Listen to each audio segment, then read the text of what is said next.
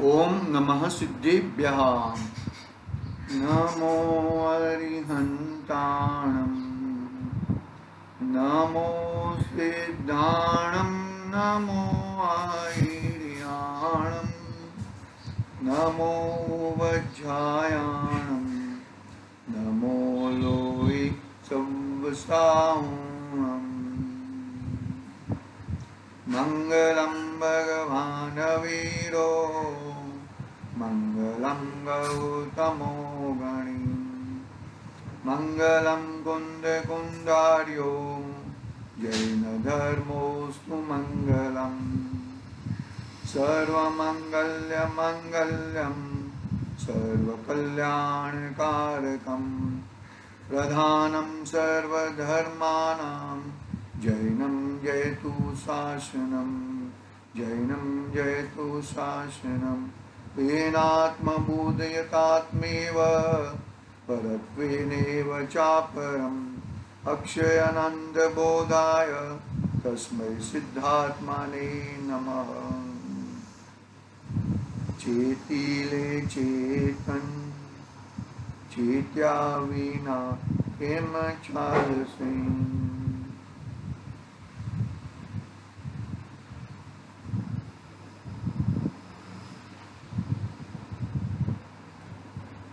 समाधि तंत्र या समाधि शतक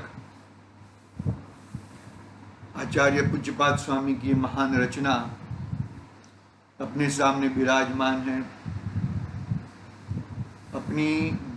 अपना स्वाध्याय गाथा क्रमांक 11वीं पे चल रहा है। 8वीं गाथा और 9वीं 8, 9 और 10वीं गाथा में आचार्य देव ने यह बताया कि यह जीव अपने शरीर को आत्मा मानता है, शरीर को और आत्मा को एक मानता है और दूसरे के शरीर को ही उसका आत्मा मानता है। ऐसे अनध्यवसाय अनादि से चल रहा है। क्या कहा? अनादि से चल रहा है। पर में अपनापन और अपने में परपना। जैसे कि हम कोई पिक्चर देख रहे हो और हीरो को फाइट पड़ती हो, फाइटिंग का दृश्य हो, वहां पे तो बहुत सारे पैसे मिलते हैं। याद रखना, वहां पे तो बहुत सारे पैसे मिलते हैं, बरोबर है, फाइट मारने के और फाइट खाने के। यहाँ पर क्या बात है कि वहां पर हम टीवी में दृश्य देख रहे हैं तो वो हीरो को फटकार पड़ती है तो क्या लगता है, अरे मैं जाके उसको मारूंगा, वो हीरो को क्यों मारता है, वो हीरोइन को क्यों ऐसा करता है। वहां पे तो पैसे का व्यवहार है वहां पे। यहाँ पर अपने इधर राग द्वेष का व्यापार है। अपने इधर राग द्वेष चल रहे हैं। ये इसका ये वो, इसका ऐसा, उसका वैसा, राग द्वेष बहिरात्मपना है। वो क्या है? वो बहिरात्मपना है। हकीकत में अरे आप सही मायने में वो देखोगे तो कोई किसी को टच नहीं करता, कोई किसी को वो तो एकदम आराम से वो सब है। और अपने को बस कषाय चल रही है। क्रोध मान माया लोभ चल रहा है, राग आदि भाव चल रहे हैं। बहिरात्मपना है वो भैया। क्या अन्य व्यवसाय ना। हकीकत में वहां पे तो किसी का मारपीट तो हुई नहीं है, वो तो मारपीट तुम्हें दिखाई दे जा रही है और तुम उस पे परिवर्तित हो जाते हो। और ऐसा करने लग जाते हो। वो मानो कि वो विलन को फाइट पड़े तो वाह अगर ताली बजाते हो, अच्छा हुआ उसको मार पड़ी। बात कैसी है? बहिरात्मपना कहाँ कैसा घुस गया है इस जीव के मस्तिष्क में, उसके मन में ऐसा घुस गया है कि ना पूछो की बात। ऐसे बहिरात्मपने को छोड़ने का यानी कि छेदने का, है ना। चौथी गाथा में कहा ना, छेदने का पुरुषार्थ कर। छोड़ने बोलने की बात नहीं, छेद, उसको नाश कर, उसका नाश कर। यानी कि तेरे मस्तिष्क में जो आत्मा और शरीर की एकत्व, ममत्व, कर्तृत्व, भोगत्व जो पड़ा है वो उसको भगा। दोनों जुदे जुदे हैं भैया, दोनों की बात जुदी जुदी है। मैं अभी मंदिर से आ रहा था ना, तो क्या एक विचार आया, वो विचार मैं आप लोगों को शेयर करना चाहता हूँ। थोड़ा भूल गया हूँ मैं।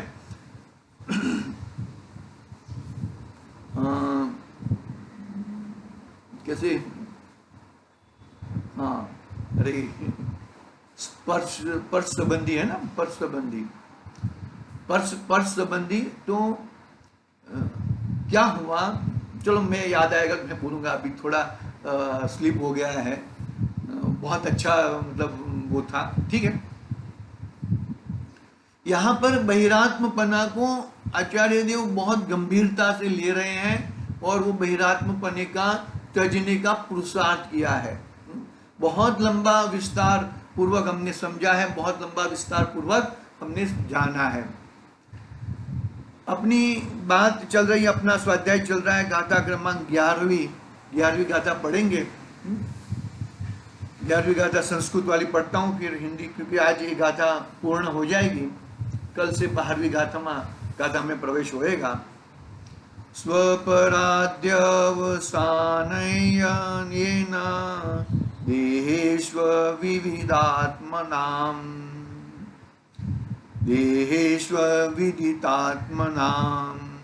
वर्तते विभ्रमः पुंसां पुत्र भार्यादिगोचरा।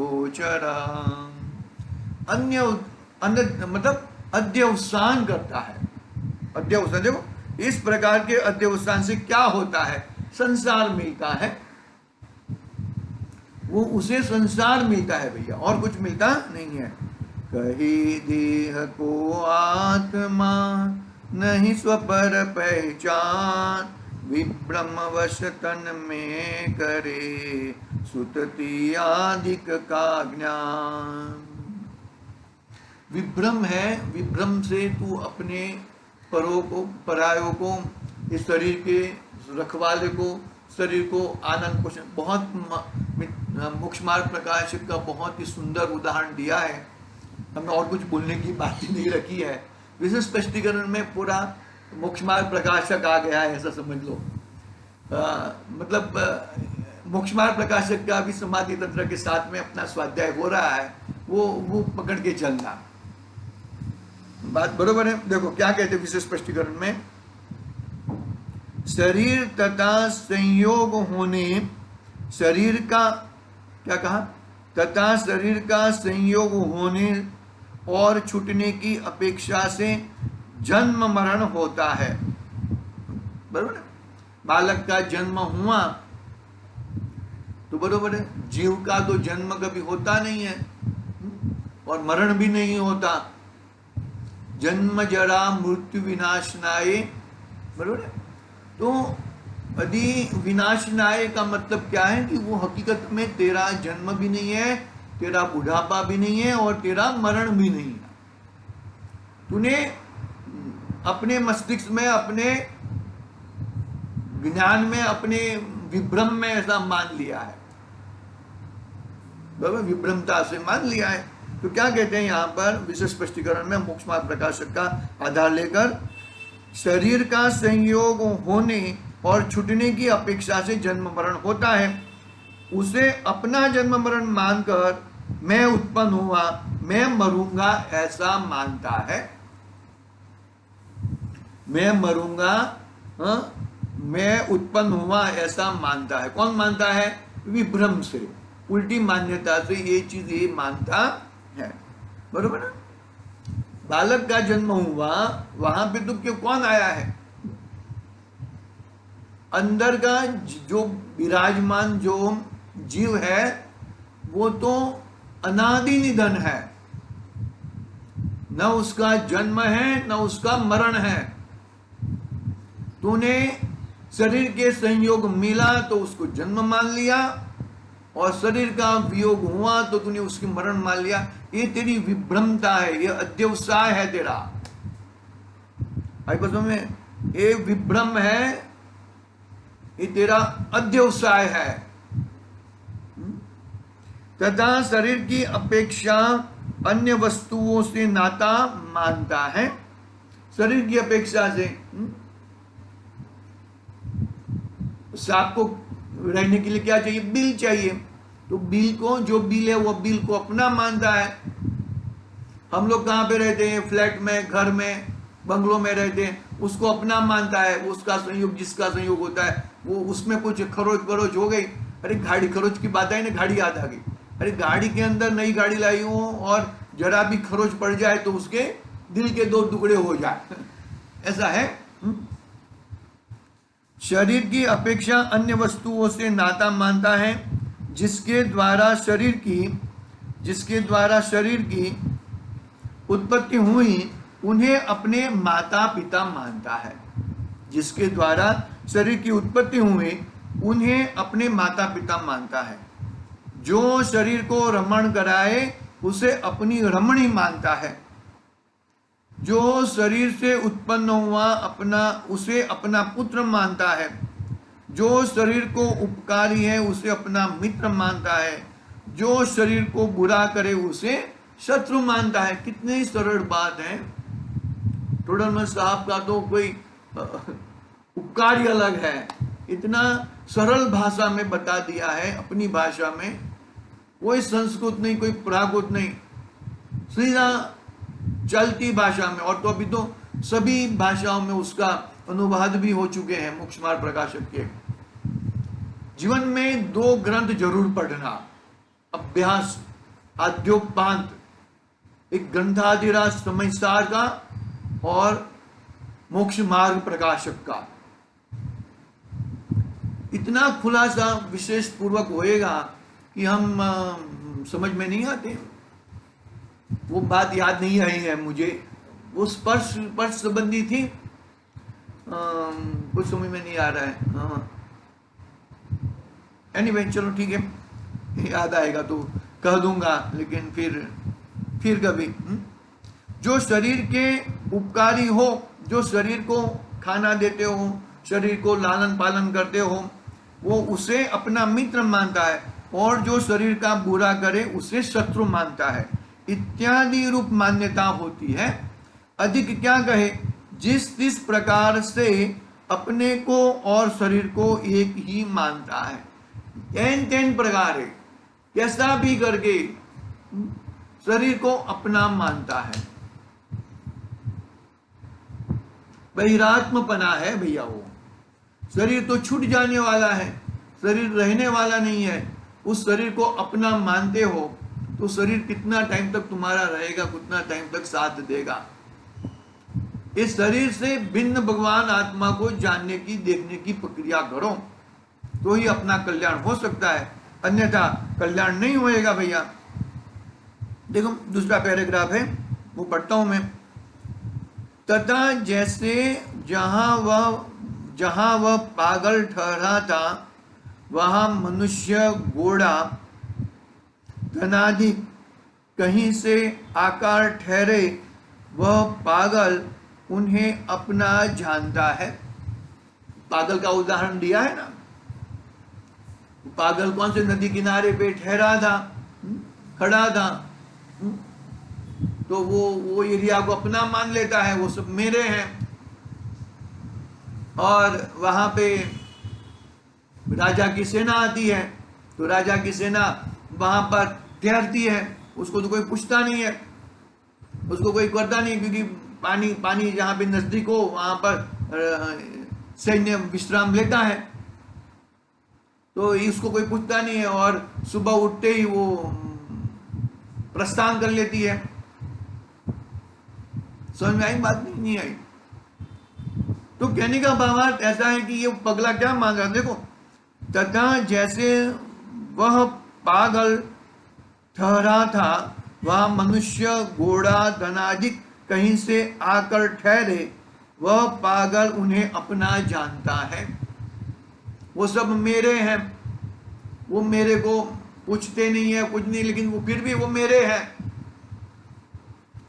वे तो उन्हीं के आधीन, कोई आते हैं कोई जाते हैं, अपने अपने आधीन, अपने अपने हिसाब से आते हैं, अपने अपने हिसाब से जाते हैं। कोई अनेक अवस्था रूप परिणमित होते हैं, कोई अनेक अवस्था रूप परिणमित। बहुत सारे हम उदाहरण ले सकते हैं, बहुत सारी है इसके अंदर बातें, लेकिन सब इजी है और ये बहुत सारे ये बात बहुत जगह पे आ चुकी भी है, इसके लिए हम ज़्यादा विशेष नहीं लेते हुए आगे बढ़ते हैं। कोई जाते हैं, कोई अनेक अवस्था रूप परिणमित होते हैं, वह पागल उन्हें अपने अधीन मानता है। वो समय सार गंधाधिराज में कुत्ते का उदाहरण दिया है ना, कौन चला रहा है? गाड़ा। गाड़ा तो बैल चला रहा है और कुत्ता नीचे है, उसको थोड़ा टच कर रहे हैं यहाँ पर तो बोलता है कि मैं चला रहा हूँ। उसको दाहिने जाना है, उसको बाइने जाना है, तो उसको मालूम पड़ जाता है। हकीकत में मालूम पड़ जाना चाहिए, लेकिन मालूम नहीं पड़ता है और आकुल व्याकुल हो जाता है, आर्त ध्यान रोध ध्यान करने लग जाता है। अरे हर समय में तुझे प्रसंग मिलते हैं, हर समय में तुझे प्रसंग मिलते हैं वैराग्य संयम धारण करने के, लेकिन तू उसके ऊपर क्या कर देता है? लेपन लेप लेता है, उसको भूल जाता है, उसको छोड़ देता है। बहुत सारे हर जीवन में हर देखो बोलते हैं ना कि सभी को कोई ना कोई चांस तो जरूर मिलता है पैसे कमाने का, बाहर में कोई ना कोई चांस, और 10 का ऐसा रहता है कि वो अच्छा पैसा कमा लेता है। सबके जीवन में आता ही है, वो पकड़ लेना चाहिए। तो ऐसे संयम के प्रसंग, ऐसे वितरागता के प्रसंग, ऐसे नियम जरूर आते हैं जीवन में, लेकिन ये उसके ऊपर क्या थाप देता है? लेपन थाप देता है, मट्टी थाप देता है और उसे भूल जाता है, वापिस मशगूल 5 इंद्रियों के विषयों में, मन के अनगढ़त विकल्पों में चल जाता है। अनादि संसारी है, अनादि अनंत संसार में रहेगा, अनादि का संसार है, अनंत संसार में रहेगा। देखो भाई, इस समझने की बात है, अपने में समाने की बात है, समझ के अपने में समाने की बात है, ये दूसरे को बताने की बात नहीं है। इसके अंदर समझ के समाना है, समझ के समझाता रहेगा तो भी खुद भी डूबेगा, दूसरों को भी डुबाएगा, ऐसा भी होता है। समझ के समाना है उसमें भाई। बस देखो, उनकी पराधीन क्रिया हो तब खेद खिन्न होता है, उसी प्रकार यह जीव जहां पर्याय धारण करता है वहां स्वमी पुत्र घोड़ा धनादि कहीं से आकर प्राप्त हुए, यह जीव उन्हें अपना मानता है। वे तो उन्हीं के अधीन, कोई आते हैं, कोई जाते हैं, कोई अनेक अवस्था रूप परिणमन करते हैं। यह जीव उन्हें अपने अधीन मानता है और उनकी पराधीन क्रिया हो तब खेद खिन्न होता है।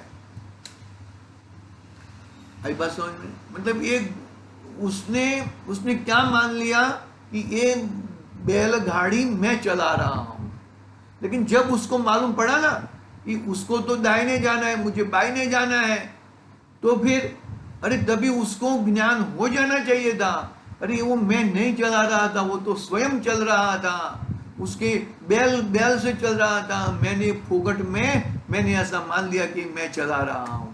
ऐसे प्रसंग बहुत सारे आते हैं अपने जीवन में, और वो जीवन के प्रसंग को पकड़ के हमें रियली ऐसा वेद विज्ञान करना चाहिए, ऐसा वेद विज्ञान करना चाहिए कि हमारा जीवन में हम आत्मा और शरीर को, आत्मा और पर पदार्थों को, आत्मा और संयोगों को एक मान बैठे हैं, उसको हम ऐसे बहिरात्मपना को हम छोड़े। ऐसी मंगल भावना से आज की बात मैं समाप्त करता हूँ। आज के लिए ओम नमः सिद्धि व्याह निज निज